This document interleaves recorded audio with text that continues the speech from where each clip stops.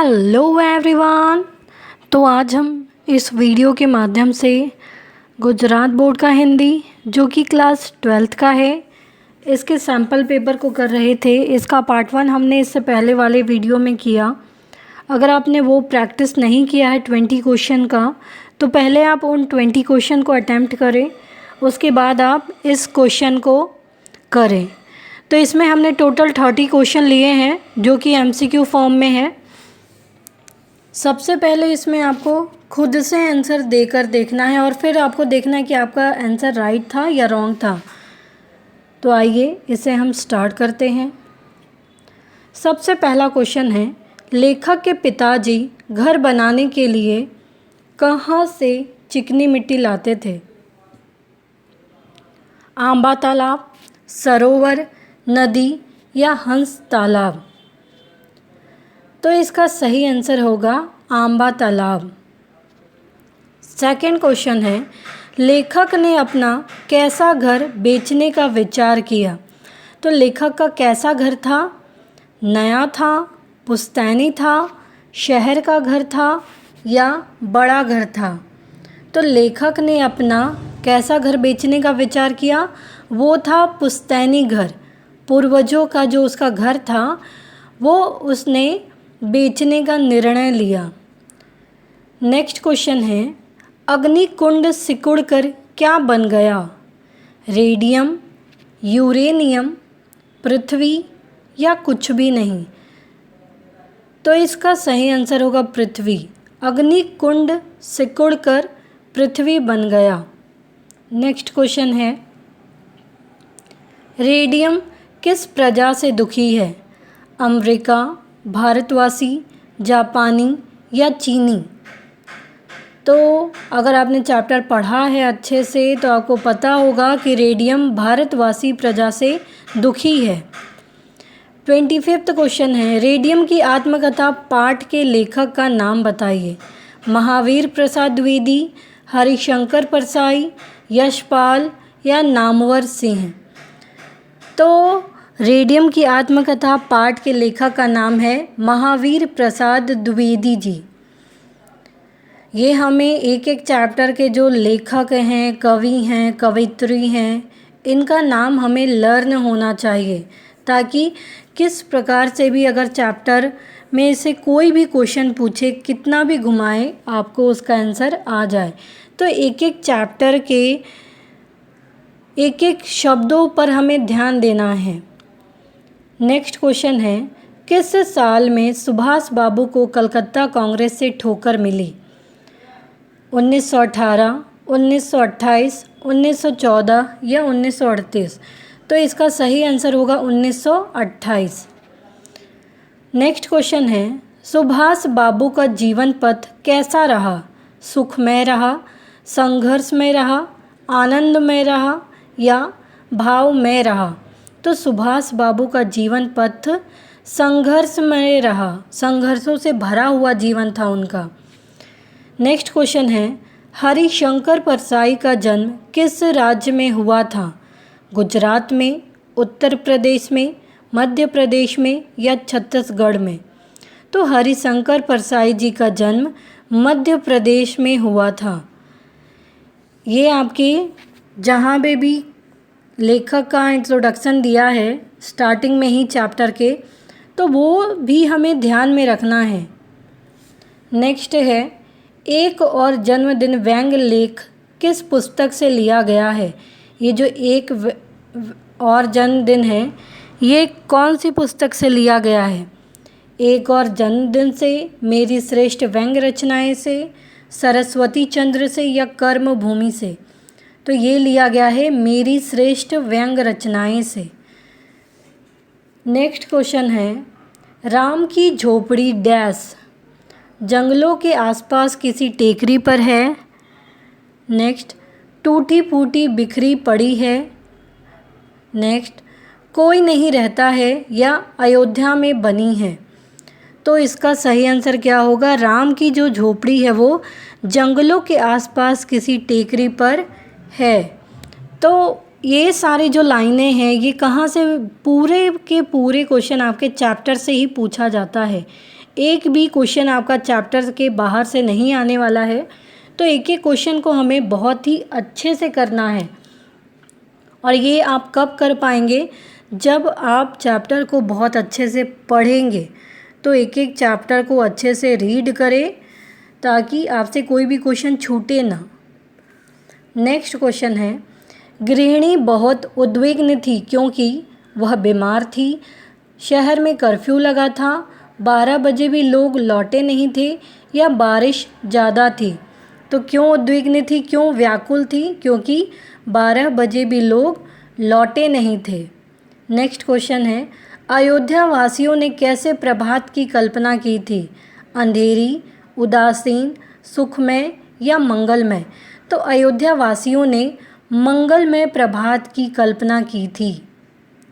Next question है, निम्न चिन्हों में से विवरण चिन्ह कौन सा है? अब ये जो 4 चिन्ह दिए गए हैं, इसमें से हमें बताना है कि विवरण चिन्ह कौन सा है। ए 2 डॉट है या फिर बी, सी या डी, इसमें से कौन सा है? तो इसका सही आंसर होगा विवरण चिन्ह, ऑप्शन बी, ये आपका राइट आंसर है। तो हमें चिन्हों को भी ध्यान में रखना है, ये सारी चीज़ें आपके पुस्तकों में दी गई हैं। नेक्स्ट है, शब्द बल सूचकांक का प्रयोग कब किया जाता है? शब्द को धीरे बोलने पर, किसी शब्द को न बोलने पर, शब्दों को जोर से बोलने पर या उपर्युक्त सभी के लिए। तो शब्द बल सूचकांक यानी किसी शब्द पर जोर देना। तो इसका सही आंसर होगा शब्दों को जोर से बोलने पर, ऑप्शन सी, शब्द बल सूचकांक का प्रयोग किया जाता है। नेक्स्ट क्वेश्चन है, निम्नलिखित वाक्यों में से शुद्ध वाक्य बताइए। ए हाथी जाती है, बी लड़कों ने मैच देखी, सी उसने मीठा दही खाया या डी मैंने तकिया लगाई। तो इसमें से शुद्ध वाक्य सही ऑप्शन कौन सा है? तो वो है उसने दही या उसने मीठा दही खाया, ये आपका शुद्ध वाक्य है। ये चैप्टर से लिया गया वाक्य है, तो आपको चैप्टर में हर एक वाक्य को बहुत ही ध्यान से पढ़ना है ताकि आपका एक भी आंसर रॉन्ग नहीं हो और चैप्टर के बाहर से कुछ भी नहीं आता है। नेक्स्ट क्वेश्चन है, निम्नलिखित वाक्यों में से अशुद्ध वाक्य पहचानिए। गाय दौड़ती है, कुत्ता दौड़ रहा है, उसकी जन्मतिथि क्या है या उसने आसन ग्रहण किया। तो इसमें से अशुद्ध वाक्य कौन सा है कि कुत्ता दौड़ रहा है, ये अशुद्ध वाक्य है। नेक्स्ट क्वेश्चन है, राम घर जाता है, इस वाक्य में क्रिया पहचानिए। क्रिया यानी वर्ब, राम है, घर है या फिर डी ऑप्शन जाता है। तो राम घर जाता है में जाता है ये क्रिया है। नेक्स्ट क्वेश्चन है, वाह वाह क्या लाजवाब चीज़ है, कौन सा वाक्य है? प्रश्नवाचक वाक्य है, विस्मयादिबोधक वाक्य है, संदेह वाक्य है या इच्छावाचक वाक्य है। तो वाह वाह ये साइन दिया गया है जो कि विस्मयादिबोधक वाक्य का चिन्ह होता है। नेक्स्ट है, कर्म तत्सम का तद्भव शब्द बताइए। कर्म जो तत्सम जो संस्कृत शब्द है कर्म, इसका तद्भव शब्द क्या होगा? कर्म, कारज, काम या ए और सी दोनों होगा। तो इसका जो सही आंसर है वो काम होगा। कर्म है वो कर्म जो होता है वो अर्ध तत्सम होता है, तो काम ये तद्भव शब्द होगा। तो राइट आंसर आपका सी होगा काम। नेक्स्ट क्वेश्चन है, तत्सम शब्द का हिंदी शब्द बताइए। ये जो शत लिखा है इसका मतलब क्या है? सुई, सौत, 100 या सत। तो 100% हम लोग प्रयोग भी करते हैं, तो इसका सही अर्थ क्या होगा? 100।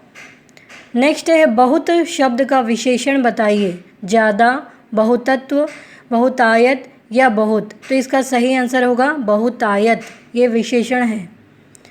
नेक्स्ट है, ईमानदार शब्द का विशेषण बताइए। ईमान, ईमानदारी, ईमानी या ना ईमानदार। तो इसका सही आंसर होगा ईमानदारी। नेक्स्ट क्वेश्चन है, नाम बड़े और दर्शन छोटे कहावत का अर्थ बताइए। नाम बहुत लंबा होना, बहुत गुणवान आदमी होना, जैसा नाम वैसा गुण होना, या नाम के विपरीत व्यक्तित्व होना। तो नाम बड़े और दर्शन छोटे कहावत का अर्थ है नाम के विपरीत व्यक्तित्व का होना, मतलब जिस तरीके का नाम रखा गया है वो उस तरीके का व्यक्ति है ही नहीं। नेक्स्ट क्वेश्चन है, सांप मरे और लाठी भी ना टूटे कहावत का अर्थ बताइए। सांप का मर जाना, काम बिगड़ जाना, बिना किसी तरह का नुकसान सहे काम पूरा करना, या निसफल होना। तो इसका सही आंसर होगा बिना किसी तरह का नुकसान सहे काम का पूरा करना। नेक्स्ट क्वेश्चन है, अंकुश शब्द का अर्थ बताइए। नियंत्रण, सहारा, अवलंबन या आधार। तो अंकुश लगाना यानी नियंत्रण लगाना, तो राइट ऑप्शन है ए। नेक्स्ट क्वेश्चन है, टांग अड़ाना मुहावरे का सही अर्थ बताइए। सहारा देना, बाधा डालना, शक्ति बताने या झगड़ना। तो टांग अड़ाना का सही अर्थ है बाधा डालना। नेक्स्ट है, अप्रैल फूल बनाना मुहावरे का सही अर्थ बताइए। फूल का खिलना, घर पे फूल बनाना, मूर्ख बनाना या मूर्ख बनना। तो अप्रैल फूल बनाना का अर्थ है कि मूर्ख बनाना, ऑप्शन सी राइट है। नेक्स्ट क्वेश्चन है, प्रौद्योगिकी का अर्थ क्या है। उद्योग, बड़ा उद्योग, तकनीकी या उपज। तो प्रौद्योगिकी का अर्थ है तकनीकी, टेक्नोलॉजी, ऑप्शन सी राइट है।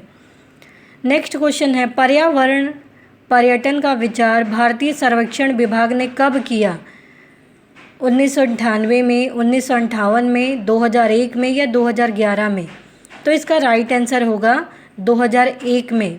पर्यावरण पर्यटन का विचार 2001 में भारतीय सर्वेक्षण विभाग ने किया। नेक्स्ट और लास्ट क्वेश्चन है, तत्काल मनी ऑर्डर का अंग्रेजी शॉर्टकट कौन सा सही है। EMO, IMO, TMO या TM। तो इसका राइट आंसर होगा IMO, ये सही आंसर है इसका। तत्काल मनी ऑर्डर का शॉर्ट फॉर्म है ये। तो इस प्रकार से हमने देखा कि ये MCQ यहीं पे समाप्त होते हैं। ये हम लोग बस प्रैक्टिस के लिए कर रहे हैं। तो उम्मीद है आपको ये MCQ समझ में आए होंगे।